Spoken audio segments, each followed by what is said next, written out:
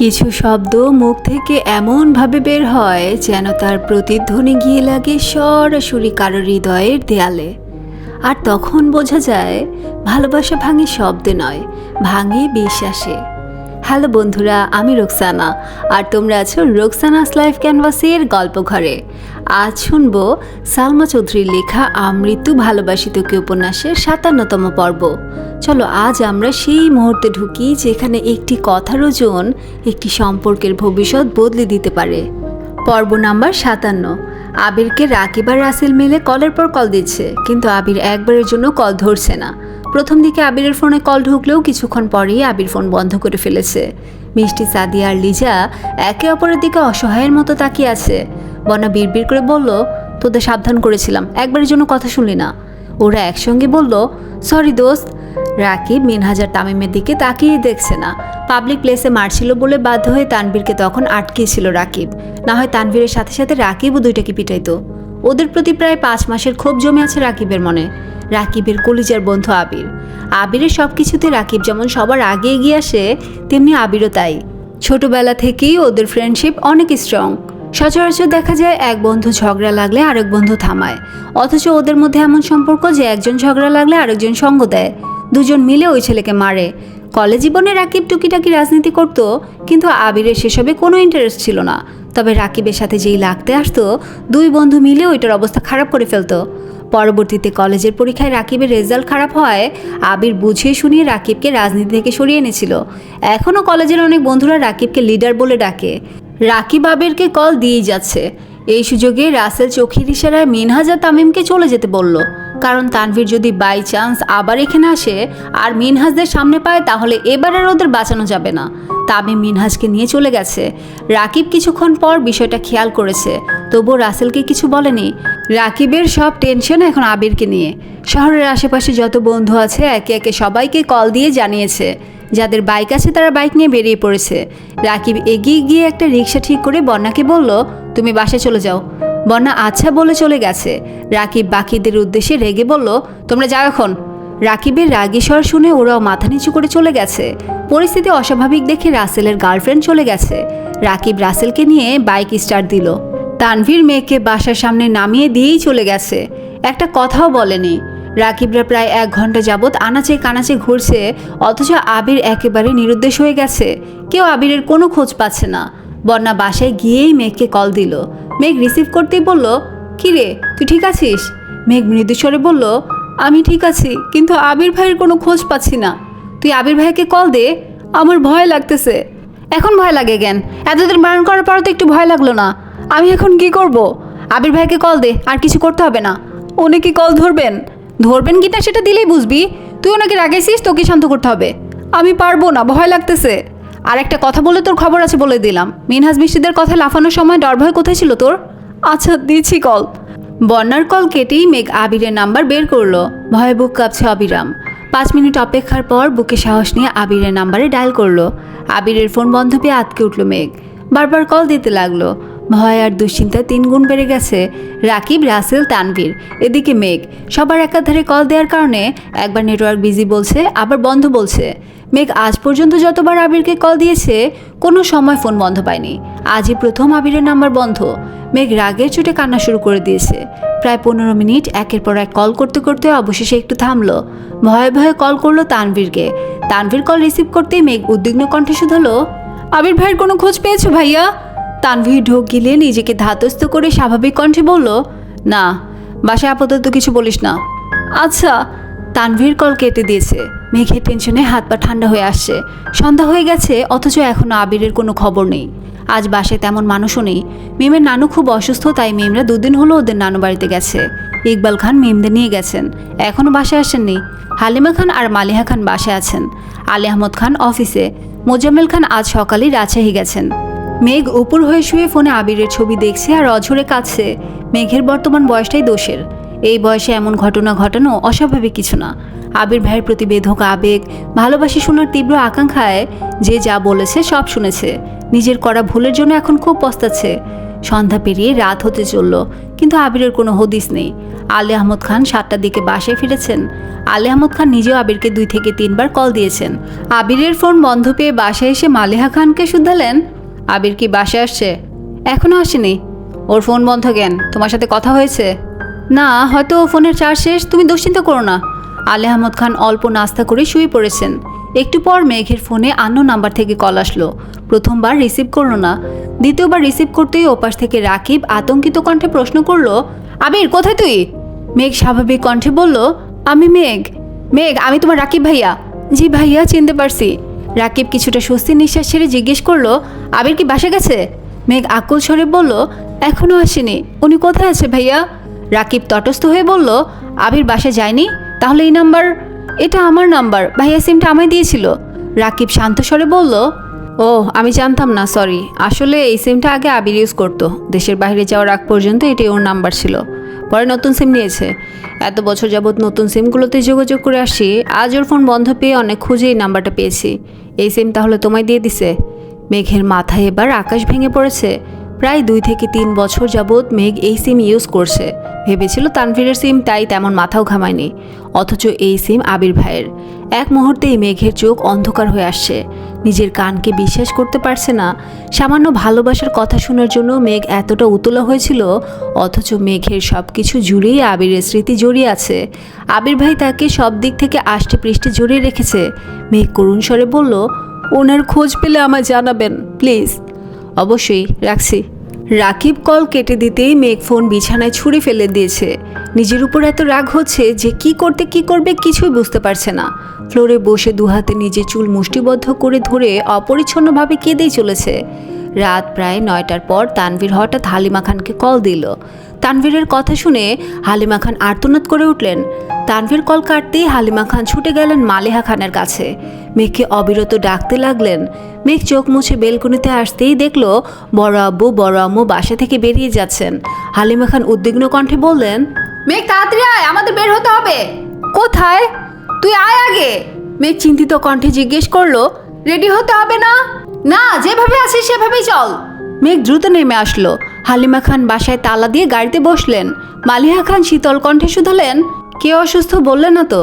মেঘের বুকটা ছ্যাদ করে উঠল। বুকের ভেতরটা কেমন যেন মোচড় দিচ্ছে। ফোনটাও বাসায় ফেলে আসছে। আবির ভাইয়ের খোঁজ পায়নি এখনো। মেঘের গলা শুকিয়ে কাঠ হয়ে আছে, কথা বের হচ্ছে না গলা দিয়ে। হালিমা খান স্বাভাবিক কণ্ঠে বললেন, হাসপাতালে গিয়ে দেখি। মালিহা খান আর্তনাদ করে উঠলেন, আমাদের কারো কিছু হয়েছে? হালিমা খান তানভীরকে কল দিয়ে হাসপাতালের ডিটেলস নিয়েছে। মালিহা খানের কথার কোনো উত্তর দেয়নি। জ্যাম পেরিয়ে হাসপাতালে আসতে আসতে 10টার উপরে বেজে গেছে। হাসপাতালের সামনেই রাকিব দাঁড়ানো ছিল। সবাই নামতেই রাকিব রাস্তা দেখিয়ে ভেতরে নিয়ে যাচ্ছে। মেঘ হাঁটছে ঠিকই, তবে হাঁটায় কোনো গতি নেই। অক্লিষ্ট আখিতে মেঘ রাকিব ভাইয়াকে দেখছে। রাকিবের শার্টে ছোপ ছোপ রক্তের দাগ লেগে আছে। দেখে বোঝা যাচ্ছে শার্টটা ভেজা। মেঘের পা চলছে না, ভয়ে হাত পা কাঁপছে, মাথা ঘুরছে, চোখে ঝাপসা দেখছে। কোনো রকমে ওদের পেছন পেছন একটা রুমের দরজা পর্যন্ত এসেই সবাই থমকে দাঁড়ালো। প্রাইভেট ক্লিনিকের একটা ছিমছাম রুমের বেডে বেহুশ অবস্থায় শুয়ে আছে আবির। মাথায় সাদা ব্যান্ডেজ, ডান হাতে ডান পায়ে ব্যান্ডেজ করা। আবিরকে এই অবস্থায় দেখে ছুটে গিয়ে মালিহা খান আবিরকে ধরে বিলাপ শুরু করে দিয়েছেন। আলী আহমদ খান করুণ দৃষ্টিতে ছেলেকে কিছুক্ষণ দেখে আশপাশ নজর দিলেন। তারপর ভারী কণ্ঠে রাকিবকে শুধালেন, কি হয়েছে? বাইক অ্যাক্সিডেন্ট করেছে। আলী আহমদ খান সঙ্গে সঙ্গে হুঙ্কার দিয়ে উঠলেন, বাইক কেনার সময় বলেছিলাম, একবারের জন্য আমার কথা মানল না। আলী আহমদ খান আবারও হুঙ্কার দিয়ে উঠলেন, তানভীর কোথায়? রাকিব আস্তে করে বলল, ইম্পর্টেন্ট কাজ আছে, চলে আসবে। ওর কি এমন ইম্পর্টেন্ট কাজ? রাকিব মাথা নিচু করে দাঁড়িয়ে আছে, কিছুই বলছে না। এদিকে মেঘ নিস্তব্ধ হয়ে দাঁড়িয়ে আছে, এক চুল নড়ছে না। মেঘের অবিক্ষিপ্ত আখি যুগল আবিরের পরিশ্রান্ত চেহারায় আটকে আছে। হালিমা খান মালিহা খান অঝরে কেঁদেই চলেছেন, কিন্তু মেঘের চোখে এক ফোঁটা পানি নেই। পাথরের ন্যায় দাঁড়িয়ে আছে, নেই কোনো অনুভূতি। তানভীর হালিমা খানকে ফোন করে আগেই সবটা জানিয়েছিল। হালিমা খানকে শক্ত থেকে মেঘসহ বড় আব্বু বড় আম্মুকে নিয়ে আসতে বলেছিল। তাই হালিমা খান বুকে পাথর চেপে স্বাভাবিক থাকার চেষ্টা করছেন। আবিরের জ্ঞান ফিরছে না। ডাক্তার বলেছেন মাথায় চাপ খাওয়ায় ঘন্টা কয়েক সময় লাগবে। আপাতত হাসপাতালে রাখতে বলেছেন। এর মধ্যে তানভীর আসছে। হালকা রঙের শার্টটা রক্তের দাগে কালো খয়েরি রং ধারণ করেছে। 2 হাতে পায়ে গায়ে রক্ত লেগে আছে। কিছু রক্তের দাগ শুকিয়ে গেছে আর কিছু দাগ এখনও ভেজা। অ্যাক্সিডেন্টের খবর শুনে তানভীর সবার আগে আবিরের কাছে পৌঁছেছিল। রাস্তায় স্পিড ব্রেকারের কাছে আবিরের রক্তাক্ত দেহ নিথর হয়ে পড়েছিল। টকটকে লাল রক্তে অর্ধেক রাস্তা ভরে গিয়েছিল। তানভীর আবিরকে একাই অ্যাম্বুলেন্সে উঠিয়ে হাসপাতাল পর্যন্ত নিয়ে আসছে। হাসপাতালে রাকিব আর রাসেল আগে থেকে উপস্থিত ছিল। রাকিব আর তানভীর মিলে আবিরকে ইমার্জেন্সি ওয়ার্ডে নিয়ে গিয়েছিল। আবিরের চিকিৎসা শুরু করার মাত্র তানভীর এই অবস্থাতেই হাসপাতাল থেকে বেরিয়ে গেছে। আবিরকে রুমে দেওয়ার পরপরই রাকিব রাসেলকে বাসায় পাঠিয়েছে। রাকিবের টি শার্ট আর অন্যান্য কিছু জিনিস নিয়ে আসছে। তানভীর রুমে ঢুকতেই আলী আহমদ খান হুঙ্কার দিয়ে উঠলেন, কোথায় ছিলে? তানভীর শার্টের হাতার ফোল্ড খুলতে খুলতে গম্ভীর স্বরে বলল, কাজ ছিল। তোমার ভাইকে একা ফেলে যাওয়ার চেয়েও গুরুত্বপূর্ণ কাজ ছিল। তানভীর রাগী স্বরে বলল, হয়তো। তানভীর হালিমা খানকে আগেই বাসা থেকে ড্রেস আনতে বলেছিল। তানভীর ব্যাগ থেকে একটা টি শার্ট আর প্যান্ট বের করে ওয়াশরুমে চলে গেছে। আলী আহমদ খান পাশে একটা চেয়ারে দু হাতে মাথা চেপে ধরে বসে আছেন। একমাত্র ছেলে অ্যাক্সিডেন্ট করে হাসপাতালে অজ্ঞান অবস্থায় পড়ে থাকলে কোনো বাবা মাই ঠিক থাকতে পারেন না। এর মধ্যে মোজাম্মেল খান কল দিয়েছেন। আলী আহমদ খান ফোন রিসিভ করতেই মোজাম্মেল খান স্বাভাবিক কণ্ঠে বললেন, ভাইজান কেমন আছো? আলহামদুলিল্লাহ, তুই কেমন আছিস? আলহামদুলিল্লাহ, বাসা সবাই কেমন আছে? কেমন আর থাকবে, তোর ভাতিজা অ্যাক্সিডেন্ট করে হাসপাতালে পড়ে আছে। কে, আবির? হ্যাঁ। কবে, কিভাবে? আজকেই, কিছুক্ষণ আগে। কিভাবে অ্যাক্সিডেন্ট করেছে এটা ছেলের জ্ঞান ফিরলেই বলতে পারবো, এখনও জ্ঞান ফিরিনি। আমি রওনা দিব এখন? না, ডাক্তার বলেছেন তেমন সমস্যা নেই, কয়েক ঘন্টার মধ্যেই জ্ঞান ফিরবে। তাছাড়া কাল পরশু নাগাদ হয়তো বাসায় নিয়ে যেতে পারবো, তুই কাজ শেষ করে আয়। আচ্ছা, তানভীরের কি অবস্থা? ওর অবস্থা আমি বলতে পারবো না। আবিরকে হাসপাতালে এনে কোথায় গিয়েছিল কে জানে, মাত্র আসছে। তোমরা সাবধানে থেকো, আর আমি তানভীরের সাথে কথা বলে নিব। রাত 12টা বাজতে চলল। আবিরের এখনও জ্ঞান ফিরেনি। তানভীর আর রাকিব হাসপাতালের বেলকনিতে বসে আছে। মেঘ আবিরের পায়ের কাছে বসে আছে। হালিমা খান, মালিহা খান দুজনে আবিরের পাশে বসে আছেন। তানভীর রুমে এসে স্বাভাবিক কণ্ঠে বলল, তোমাদের এখানে থাকতে হবে না, আমি আর রাকিব ভাইয়া আছি, কোনো সমস্যা হলে জানাবো। মালিহা খান সঙ্গে সঙ্গে বলে উঠলেন, আমি যাব না, এখানেই থাকবো। আবিরের জ্ঞান ফিরবে কখন? ডাক্তার বলেছেন একটু সময় লাগবে, অপেক্ষা করা ছাড়া আমাদের হাতে আর কোনো উপায় নেই। জ্ঞান না ফিরলে আমি বাসে যাব না। বড় আম্মু প্লিজ এমন করো না, তুমি অসুস্থ, তাছাড়া বড় আব্বুরও পর্যাপ্ত রেস্ট নেওয়া দরকার। তোমরা বাসায় গিয়ে ঘুমাও, সকালে রান্না করে খাবার নিয়ে এসো। মালিহা খানের আপত্তি সত্ত্বেও তানভীর হালিমা খানকে চোখের ইশারায় বোঝালো ওনাদের নিয়ে যাওয়ার জন্য। মেঘ মাথা নিচু করে বসে আছে। তানভীর মেঘকে উদ্দেশ্য করে ঠান্ডা কণ্ঠে বলল, আমরা বাসায় যাচ্ছে, তুইও বাসায় চলে যা। মেঘ মাথা নিচু করে উদ্বিগ্ন কণ্ঠে বলল, আমি কোথাও যাব না। সমস্যা নেই, আমরা আছি, তুই বাসায় যা। আমিও থাকবো। তানভীর শক্ত কণ্ঠে বলল, মেঘ। মেঘে চোখ টলমল করছে। চোখ তুলে তাকালো তানভীরের দিকে, করুণ স্বরে বলল, প্লিজ ভাইয়া, আমি থাকি। তানভীর স্বাভাবিক কণ্ঠে মেঘকে বোঝানোর চেষ্টা করলো, কিন্তু মেঘ যাবে না মানে যাবেই না। বাধ্য হয়ে তানভীর আম্মু, বড় আম্মু আর বড় আব্বুকে বুঝিয়ে শুনিয়ে গাড়ি পর্যন্ত দিয়ে আসছে। হালিমা খান মেঘকে নিয়ে যেতে চাইলে তানভীর স্বাভাবিক কণ্ঠে বলল, বোনও থাকতে চাচ্ছে থাকুক, তাছাড়া তোমরা তো সকালে আসবেই। তুমি বড় আব্বু আর বড় আম্মুর খেয়াল রেখো। ঠিক আছে, সাবধানে থাকিস আর মেয়েকে দেখে রাখিস। আচ্ছা, যাও তোমরা। ওরা চলে যেতেই বর্ণার নাম্বার থেকে তানভীরের ফোনে কল আসছে। তানভীর কল রিসিভ করতে করতে ভেতরে গেল। বর্ণা উতলা হয়ে শুধালো, আবির ভাইয়া কেমন আছেন? আমার ভাইয়ের খবর নেওয়ার কি দরকার? চিন্তা করো না, তোমাদের আশা পূরণ হয়েছে। মানে? ভাইয়া অ্যাক্সিডেন্ট করে এখন হাসপাতালে ভর্তি আছে। কি বলছেন এসব? তোমরা তো এটাই চাইছিলে। বর্ণা মলিন স্বরে বলল, বিশ্বাস করুন, আমি এমন কিছু চাইনি। ওরা মজা করছিল। আর তানভীর হুঙ্কার দিল, তুমি ওখানে কি করছিলে? তুমি মেয়েকে বারণ করতে পারলে না? ও আমার কথা শুনেনি। আমি বারণ? কিসের বেস্ট ফ্রেন্ড তুমি? বারণ করা সত্ত্বেও বোনু তোমার কথা অমান্য করে কিভাবে? বর্ণা আস্তে করে বলল, মেয়ে কোথায় আছে? ওকে একটু দেয়া যাবে? কি দরকার? কথা যখন মানাতেই পারনি তাহলে এখন আর কথা বলতে হবে না। একটু দরকার ছিল। কি দরকার আমায় বলো। মিনহাজার তামিমকে ফোনে পাচ্ছি না। ওদের সাথে মেঘের কথা হয়েছে কিনা জানতাম। মিনহাজার তামিম যেখানে থাকার সেখানেই আছে, বনুর সাথে কথা হয়নি। শান্তি? মানে কি করেছেন ওদের? যা করার তাই করেছি। আগামী 3 দিন তাদের কোনো খোঁজ পাবে না। কি বলছেন কি এসব? কি করেছেন ওদের? ওরা কোথায়? ওদের প্রতি ভীষণ দরদ দেখা যাচ্ছে। তোমার যদি দুদিনেই বন্ধুত্বের সম্পর্কের প্রতি দরদ উতলায় পড়ে তাহলে ভাবো, ওদের জন্য আমার ভাই অ্যাক্সিডেন্ট করেছে, যে ভাইয়ের সাথে আমার রক্তের সম্পর্ক।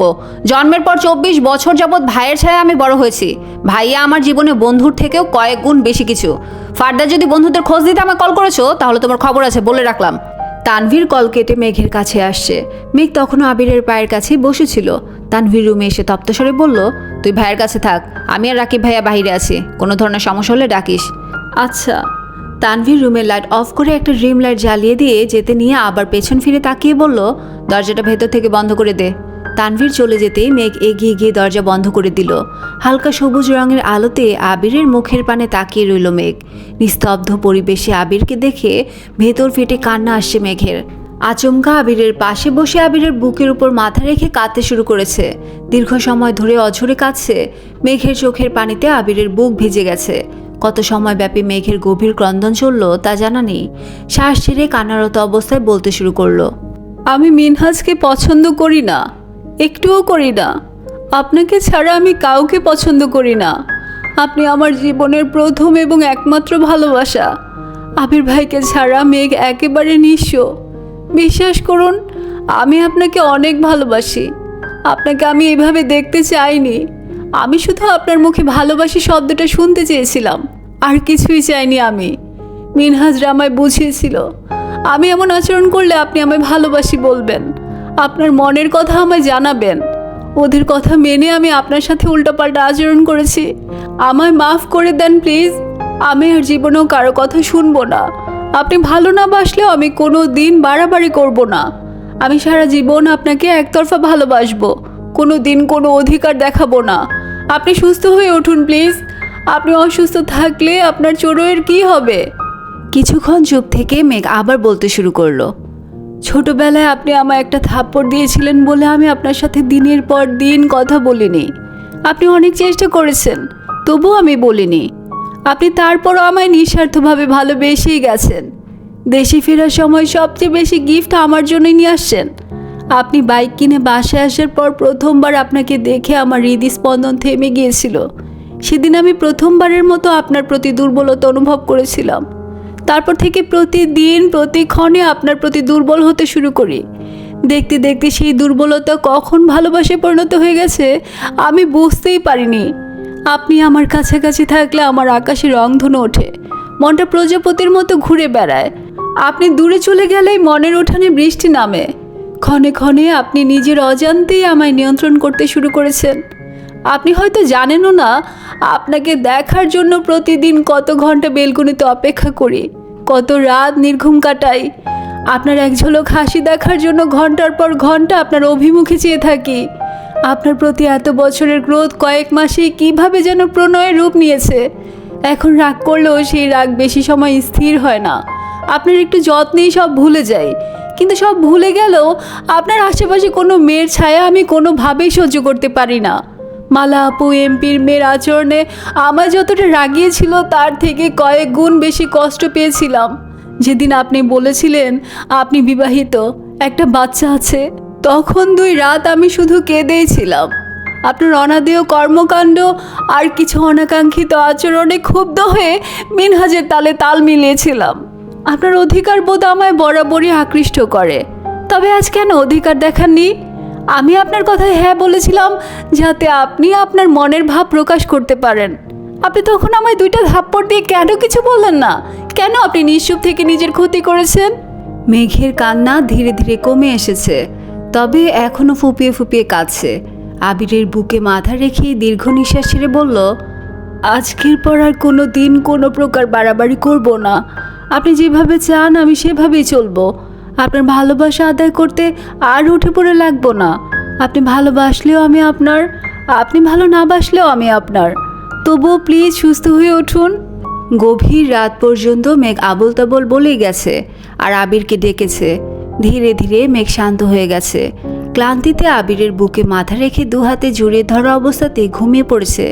1 মিনিট, 2 মিনিট, 5 মিনিট পর ঘুমের মধ্যে মেঘের নিঃশ্বাস ভারী হয়ে গেছে। সহসা পিটপিট করে চোখ মেলল আবির। জ্ঞান ফিরেছে অনেকক্ষণ আগে। প্রেয়সীর আবেগ জড়িত অনুদ্বিগ্ন অনুভূতি শুনতে ইচ্ছে করে চোখ বন্ধ করে রেখেছিল। আবির চোখ নামিয়ে তাকালো মেঘের ক্রন্দিত মুখের পানে। মৃদু আলোতে আবিরের প্রেয়সীকে দেখল খানিকক্ষণ। সহসা চোখ বন্ধ করে লম্বা করে শ্বাস ছাড়ল। এটা প্রথমবার নয়। মেঘ আবিরের জন্য প্রথমবার যখন কেঁদেছিল তারপর 1 সপ্তাহ গলা দিয়ে কথা বের হয়নি মেঘের। তখন মেঘের বয়স 5 কি 6 আর আবিরের বয়স 12 কি 13 চলে। আবির তখন হঠাৎ করে গুরুতর অসুস্থ হয়ে পড়েছিল। টানা 15 দিনের উপরে অসুস্থ অবস্থায় হাসপাতালে ভর্তি ছিল। অবুঝ মেঘের জীবনে আবির তখন একমাত্র খেলার সঙ্গী ছিল। আবির আর তানভীরের বয়সের পার্থক্য 2 বছর হয়। তানভীরের স্মৃতি আবিরের মাথায় ছিল না। তবে মেঘ জন্মের সময় আবির 7 থেকে 8 বছরের ছিল বিধায় মোটামুটি বুঝত। প্রথম বোন হয় মেঘকে সর্বোচ্চ আদরে রেখেছিল আবির। মেঘের আদো আদো কণ্ঠের ডাক এড়িয়ে খেলতে যাওয়ার সাধ্য ছিল না আবিরের। সারাক্ষণ বাড়িতেই মেঘের সঙ্গে খেলতো। মেঘ ঘুমালে খেলতে বের হতো। 7 থেকে 8 বছর বয়সের ছেলে চোখে মেঘ তখন বোন মানে বোনই ছিল। মেঘকে বোন ব্যতীত অন্য কোনো নজরে দেখেনি আবির। ধীরে ধীরে আবির মেঘ বড় হতে শুরু করেছে। আবিরের যত্নে মেঘ তখন থেকে আবিরের প্রতি উন্মাদ ছিল। শিশুদের যারা বেশি আদর করে তারা তাদের সঙ্গে বেশি স্বাচ্ছন্দ্য বোধ করে। হঠাৎ আবিরের অসুস্থতা ছোট্ট মেঘের মনেও গভীর আঘাত দিয়েছিল। আবির হাসপাতালে থাকাকালীন মেঘকে কেউ নিয়ে যায়নি। 15 দিন পর আবিরের শারীরিক অবস্থা এতটাই দুর্বল হয়ে পড়েছিল যে ডাক্তার চিকিৎসা চালাতেও হিমশিম খাচ্ছিল। আবির কোনো কিছুতেই রেসপন্স করছিল না। হার্টবিট একেবারে কমে গিয়েছিল। কোনো কারণে ব্রেনে প্রেশার পড়েছিল। মৃত্যুর সময় অতি সন্নিকটে চলে আসছিল। ডাক্তার সঠিক রোগ ধরতে পারছিল না। কোনো চিকিৎসা চলছিল না। নিরুপায় হয়ে ডাক্তার বাড়িতে জানিয়েছিল আবির যদি নিজ থেকে রেসপন্স না করে তবে তাকে বাঁচানো সম্ভব হবে না। এই কথা শুনে বাড়ির সবাই হাসপাতালে হাজির হয়েছিল। সেদিন প্রথমবারের মতো ছোট্ট মেঘ আবিরের উপর উপুর হয়ে পড়ে কেঁদেছিল।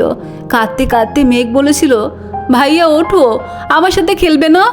মালিহা খান কেঁদে বলেছিলেন, তোর ভাই হয়তো আর কোনোদিন তোর সাথে খেলতে পারবে না। ছোট্ট মেঘ তখনই হুঙ্কার দিয়ে উঠেছিল, চুপ করো, ভাইয়ের কিছু হবে না। আবিরকে শক্ত করে জাপটে ধরে আর্তনাদ করে বলেছিল, তোমার কিছু হলে আমার কি হবে?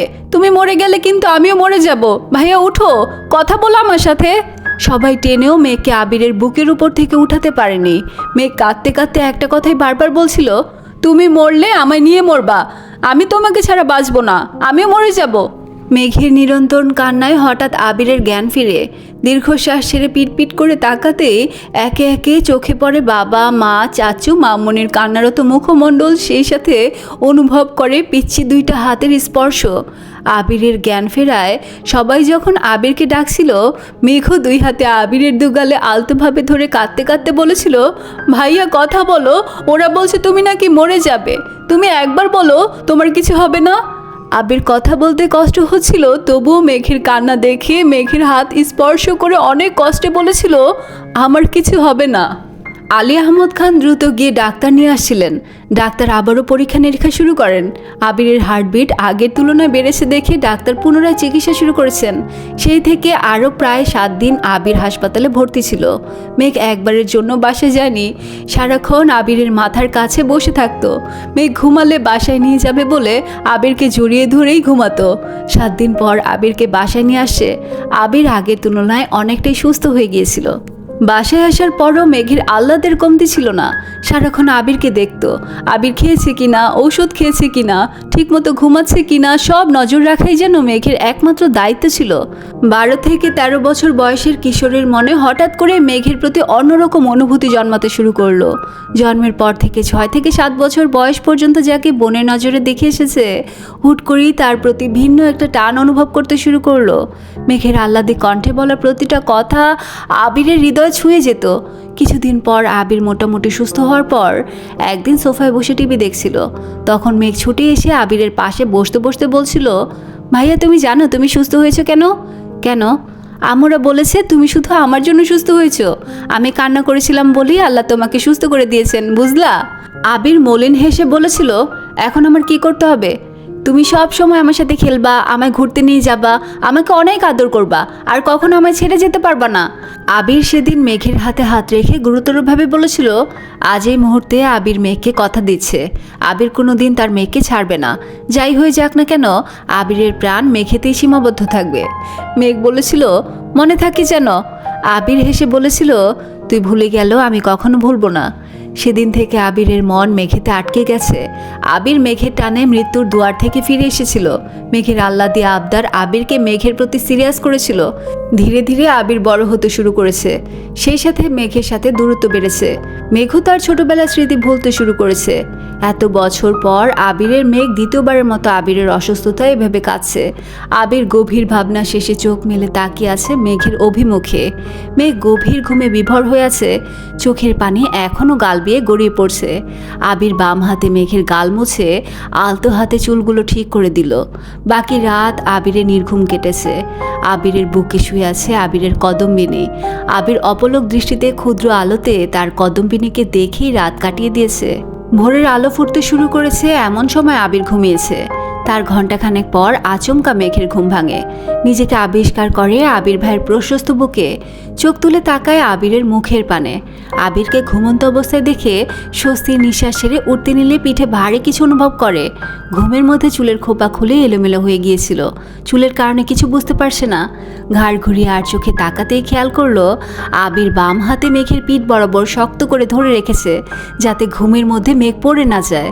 মেঘ বিপুল চোখে আবিরের হাতের দিকে তাকিয়ে আছে। নিজের অজান্তেই মেঘের ঠোঁটে হাসি ফুটল। এই ছিল আজকের আমৃত্যু ভালোবাসি তোকে উপন্যাসের 57তম পর্ব। সব গল্পের মোড় চোখে দেখা যায় না, কিছু মোড় ঘুরে যায় নিঃশব্দে। আর আমরা বুঝতেই পারি না কখন আগে সেই সহজ দিনগুলো স্মৃতিতে পরিণত হলো। আজ যদি তোমার মনে একটা চাপা দীর্ঘশ্বাস জমে থাকে, তাহলে সেই অনুভূতি নিয়েই থাকো, কারণ গল্প এখনও শেষ হয়নি, শুধু আরও গভীর হতে চলেছে। আর লাইক, কমেন্ট, শেয়ার, সাবস্ক্রাইব করে পাশে থেকো। ফিরে আসবো শীঘ্রই। ততক্ষণ পর্যন্ত ভালো থেকো, সুস্থ থেকো, গল্পে থেকো, নিজের যত্ন নিও। আল্লাহ হাফেজ।